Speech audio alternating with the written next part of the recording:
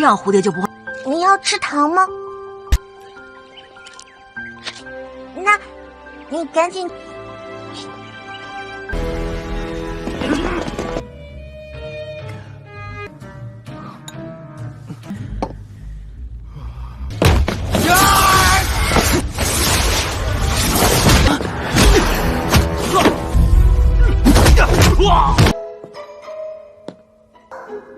约住我们。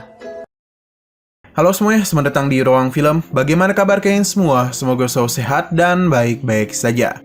Pada hari ini kita akan melanjutkan Donghua Paper Reaper episode 28 sampai 30. Di bagian sebelumnya, sesampainya pasukan KMCU di ibu kota, mereka ini telah membuat Lau Minghai menjadi sangat kesal karena ketidakdisiplinannya. Di ibu kota juga terjadi pengadilan militer kepada Lubo atas tuduhannya yang telah bekerjasama dengan pasukan musuh. Untung saja dia berhasil dinyatakan bebas dari tuduhan oleh Dilin atas permintaan Siu dan cara memanfaatkan hubungannya yang buruk dengan Lau Minghai. Di bagian sebelumnya juga diperlihatkan bagaimana pertemuan Sterling dan Siu yang bertemu dengan Dilin di saat kejadian pencurian batu giok darah milik keluarga Sa.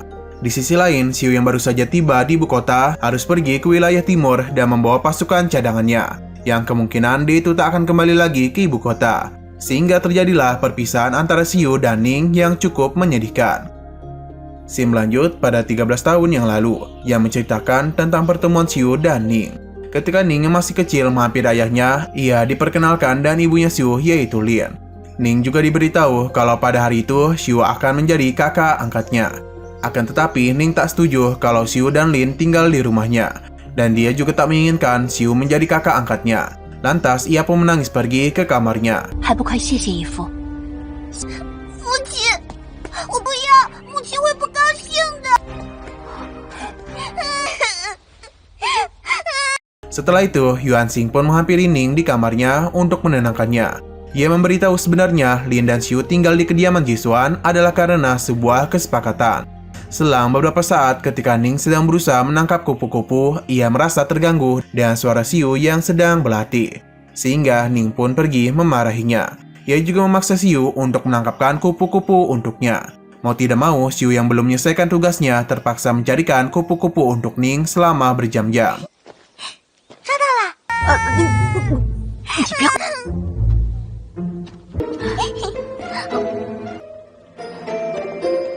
飞到左边去了。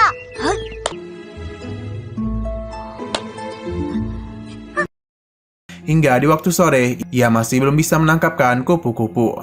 Tiba-tiba Yuan Xing pun datang. Karena Xiu mengaku belum menyelesaikan latihannya, ia pun disuruh Yuan Xing pergi menuju ruangan belajarnya. Pada malam harinya, Ning tidak sengaja melihat Xiu di ruang belajar yang dihukum dengan 3 cambukan oleh Yuan Xing karena tak menyelesaikan latihannya.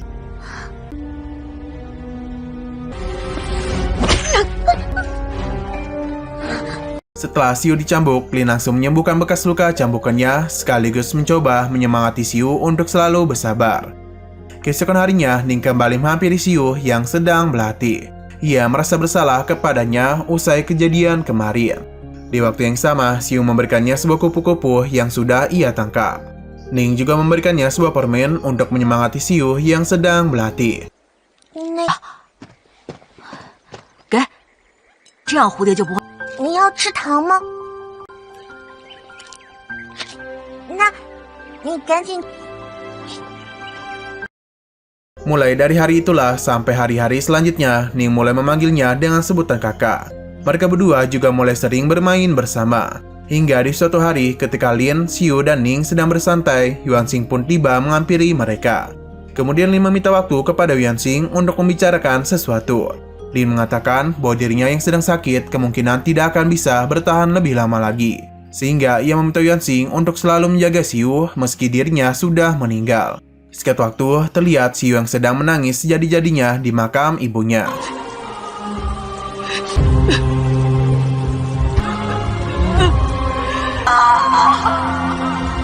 Di lain hari, ketika Xiu dan Ning sedang bermain, Ning berusaha menyemangati Xiu yang sedang berduka. Ia mengatakan Xiu masih memiliki Ning. Ning juga berencana akan menikah dengannya agar tidak pernah berpisah. Ucapan dari Ning ternyata didengar oleh Yuan Xing dari kejauhan. Di malam hari, Yuan Xing memberikan peringatan kepada Xiu mengenai ucapan Ning sebelumnya. Ia menyuruh Xiu untuk selalu menjaga jarak dengan Ning serta menyadari identitasnya dan derajatnya yang berbeda jauh dari Ning sebagai pewaris dari keluarga Jisuan.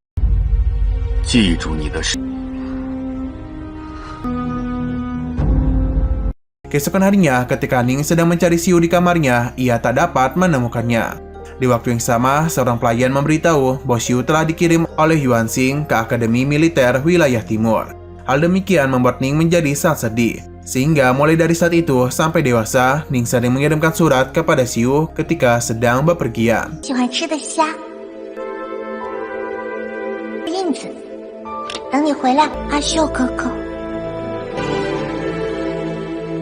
Kembali ke masa sekarang, di dalam perjalanan Xiu sedang menuju wilayah timur, para pasukan mengaku sangatlah lelah dan malas-malasan untuk berjalan.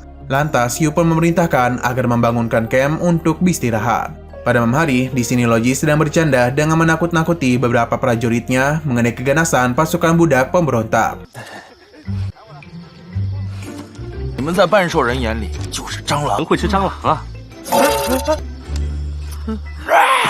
Tak lama kemudian, Xiu memarahi Loji sambil memukulnya. Mingyu yang ada di sana juga meminta kepada para prajuritnya untuk tidak mengganggu Xiu karena Xiu yang sedang bad mood.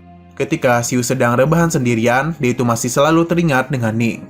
Di waktu yang sama, Bai Chuan datang untuk memberitahu kalau ada beberapa prajurit yang memberontak. Mereka meminta hiburan dengan sebuah tarian yang harus dilakukan oleh Ning. Mendengar ucapan itu, Xiu menjadi sangat kesal dan bergegas menghampirinya. Bai Chuan sengaja membawa cerita itu agar Xiu dapat melepaskan segala emosinya dengan mengorbankan para prajurit.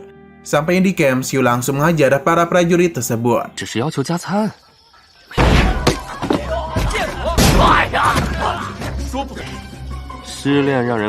Keesokan harinya, ketika Xiu dan pasukannya melanjutkan perjalanan, Xiu mengaku kalau suasana hatinya menjadi lebih baik setelah melepaskan emosinya kemarin.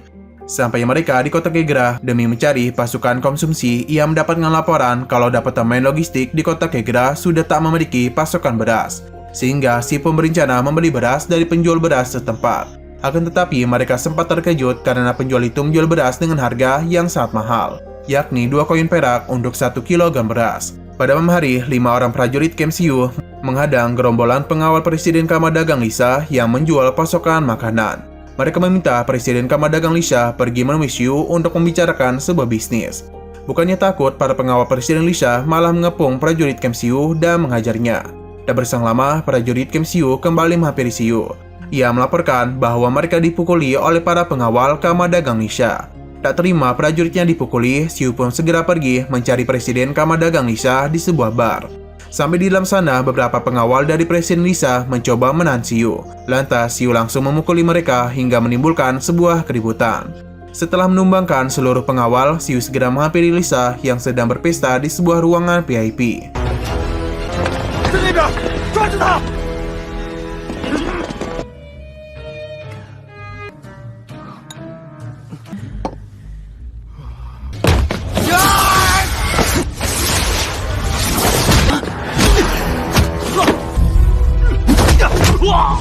Di sana, Xiu memperkenalkan dirinya terlebih dahulu kepada Lisa. Mengetahui siapa dia, Lisa pun meminta maaf atas kejadian sebelumnya yang telah menimpa para prajurit camp Xiu. Kemudian, Xiu menawarkan sebuah bisnis yang dapat dilakukan oleh Kamar Dagang Lisa di wilayah timur. Xiu memberitahu kalau permata-permata di wilayah timur sangatlah banyak, dan Lisa bisa mendapatkan permata tersebut dengan harga yang murah. Selain itu, Xiu juga memberitahu kalau bisnis yang dilakukan dan cara penimbunan pasokan makanan dapat menyebabkan wilayah timur sangat kekurangan pasokan makanan, sehingga mereka bisa menjadi incaran oleh keluarga Jisuan. Oleh karena itu, dia menawarkan jika Lisa mau pergi ke wilayah timur dan memberikan pasokan makanannya dalam bentuk transaksi kepada pasukan utama di sana, maka keluarga Jisuan kemungkinan tak akan mempermasalahkan penimbunan tersebut. Selain itu, Xiu menawarkan Lisa sebuah pengawal keamanan agar dapat pergi ke wilayah timur. Namun, sebab Lisa belum pernah mendengar pasukan camp Xiu, Xiu pun berusaha meyakinkannya dan menunjukkan sebuah pisau yang memiliki simbol keturunan Jisuan. Dan foto-foto dirinya bersama Dilin dan Sterling, yang mana Dilin dan Sterling sangatlah terkenal di kalangan pembisnis. Selain itu, karena Lisa mulai tertarik dengan bisnis yang ditawarkannya, Xiu menjelaskan jika bisnis mereka mencapai kesepakatan selama Kamar Dagang Lisa mau membayar 40% keuntungan yang ditukarkannya dan pasokan makanan untuk camp Xiu. Namun Lisa menolak dan menawarkan kesepakatan lain. yang mana dia akan menurunkannya menjadi 30% pembayaran saja. Alhasil Xiu setuju dengan penawaran itu dan pada akhirnya mereka berdua sama-sama sepakat dengan bisnis tersebut.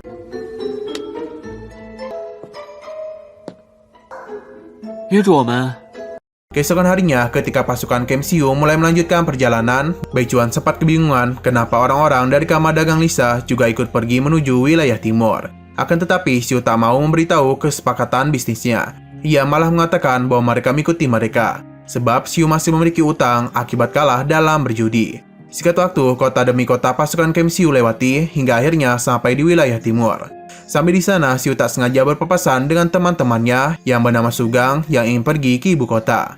Ketika Xiu menanyakan kabar dari Sterling, Sugang memberitahu kalau Sterling sedang pergi ke kota Deya untuk beristirahat. Sugang juga keceplosan mengatakan kalau Ming Hui sedang merencanakan sebuah misi bulan biru yang akan dilakukan oleh Sterling. Hal ini dilakukan untuk menangani sebagian besar budak pemberontak yang berkumpul di Provinsi Yun. Di sisi lain, Lin Bing mendapat laporan dari bawahnya mengenai kedatangan pasukan Camp Xiu, yang mana mereka akan langsung pergi ke Gudisda untuk menangani pemberontak. 跟他说，让他一路小心。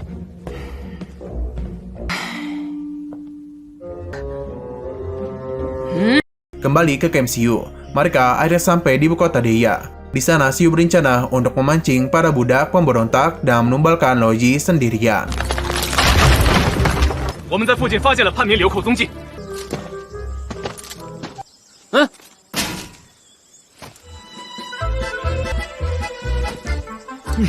半兽人耳背，投降吧！加速！听说半兽人的土制头枪。 Setelah beberapa saat, tiba-tiba Loji dihujani oleh panah dan tombak yang kemudian disusul oleh segerombolan pasukan budak. Di waktu yang sama, ketika Xiu, Mingyu, Bai Chuan, dan Loji ingin menyerang musuh, tiba-tiba pasukan cadangan malah ketakutan dan melarikan diri. Alhasil, mereka berempat pun dikepung oleh pasukan budak. Tak berselang lama, seorang budak bernama Delun tiba, yang ternyata ia adalah teman dari Xiu, sehingga Xiu dan teman-temannya berhasil terselamatkan oleh Delun. Setelah itu, Delun menawarkan Xiu untuk pergi menuju campnya. 去把袖子营那群混蛋！这华好多年没见了，怎么看你来了，肯定会很高兴。这个兽人为啥叫你光明？跟当地人关系很好，我看不下去，就请了军医，就以光明代替姓氏。 Sampai di sana, Delun memberitahu Xiu mengenai penyebab pemberontakan, yaitu karena setelah Xiu tak di wilayah kota lagi, pemimpin mereka, yaitu Garnison, mulai berubah. Ia tidak pernah mengasihani para budak. Saat terjadi bencana, mereka malah membuat para budak harus membayar pajak yang begitu tinggi. Jika tidak membayar, maka mereka akan menghabisi pemuda-pemuda dari para budak. Selain itu, para budak secara paksa dimasukkan ke pasukan yang kemudian pasukannya dibubarkan, yang menyebabkan banyak dari kepala keluarga budak bermatian. Para budak juga sebenarnya saat ingin kembali ke desa suku iblis. Akan tetapi, sepanjang jalan mereka ditahan oleh pasukan keluarga Jisuan. Delun mengatakan yang mereka inginkan sekarang hanya pulang ke kampung desa mereka saja. Mendengar ucapan itu, Xiu mengatakan kalau ia dapat membantu Delun dan yang lainnya. Setelah itu, Xiu membuat seluruh budak suku iblis untuk menyerahkan senjatanya. Dengan melakukan hal itu, mereka semua akan mendapatkan makanan dengan secara gratis. 师傅，光明秀说了，不排队可不。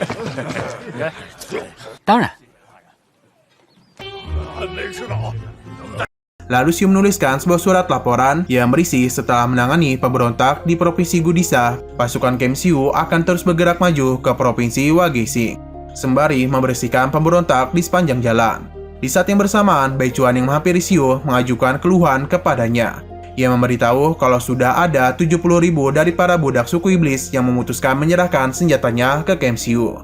Ia takut jika persediaan makanan habis, maka mereka akan kembali memberontak.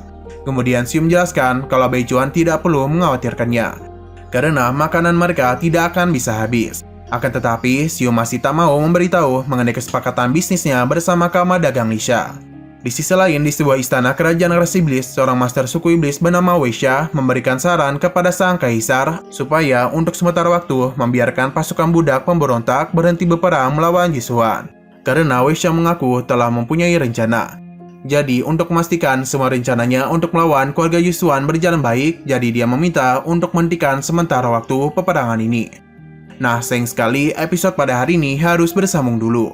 Oke, sekian dulu pada video kali ini. Untuk video selanjutnya akan segera hadir.